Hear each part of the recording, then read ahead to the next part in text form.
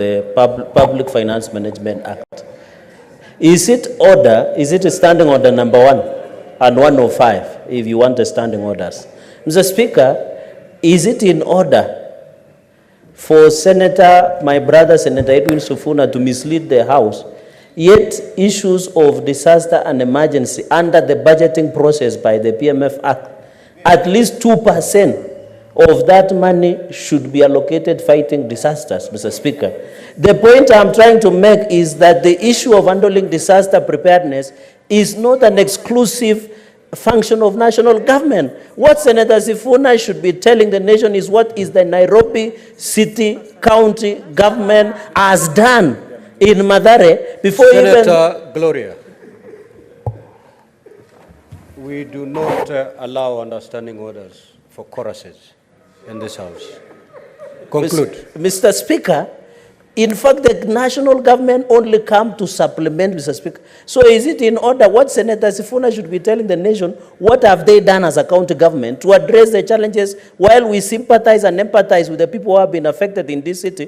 What have they done as Nairobi City County on their 2%? And Mr. Speaker, sir, it is money that is allocated under the county revenue, Mr. Speaker. And for the information of the House, the governor of Nairobi said national government has given support to a tune of 500 million, Mr. Speaker. So you cannot allow Senator Sifuna to get away with misinformation and misleading the country, Mr. Speaker. He should be ruled out of order.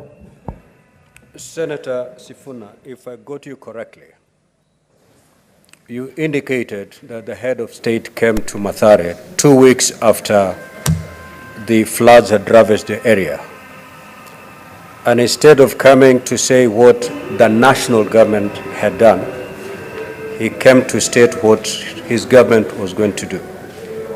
Taking it from where the Senator Fonandi has said, that under Schedule 4 of our Constitution, that particular function fairly falls within the county government. Would you still want to pursue that line? Or? I will absolutely insist on that line, Mr. Speaker.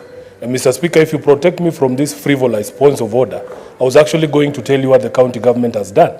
But I was expressing my disappointment. Mr. Speaker, this rain in Nairobi started beating us seriously on the 20th of April. By the 24th of April, we, the leadership of Nairobi, were calling for the national government to declare this a national disaster because our own county was overwhelmed.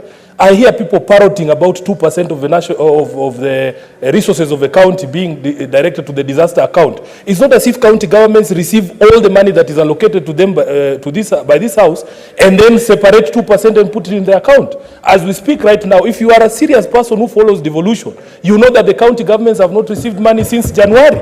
The equitable share of county governments has not reached the counties from January.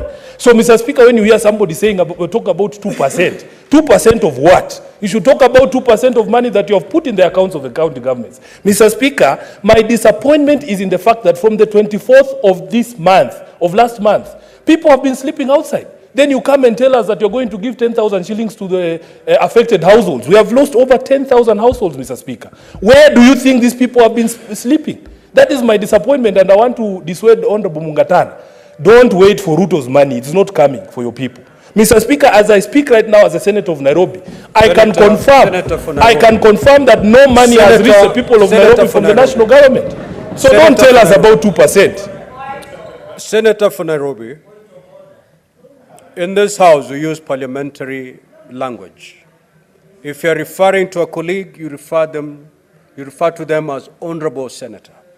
If you're referring to the president, you refer him as His Excellency, the President of the Republic of Kenya. We do not have a Mr. Ruto, so kindly abide. I want to advise... I thought you had concluded. Yes, Senator. Let me make the correction you asked me to make. Okay, I want to ask the Honorable Senator for Tana River, the very able Danson Mungatana, do not wait for President Ruto's money. It is not coming. I thank you, Mr. Speaker.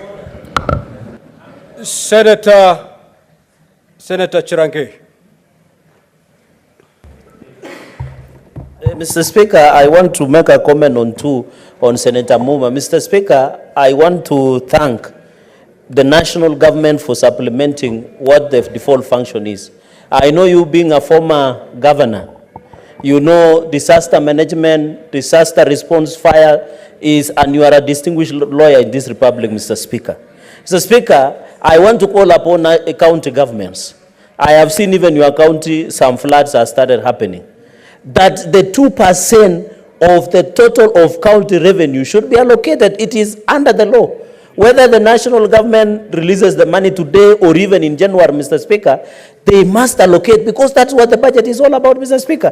Mr. Speaker, I want to thank the President, because despite this being a devolved function, Mr. Speaker, he promised that Kenyans will be given 10,000 shillings as a way of alleviating, Mr. Speaker. The Council of Governors should tell this nation, individual governors of Kitui, of Siaya, of Nandi, of Vihiga should be telling the country, what did they do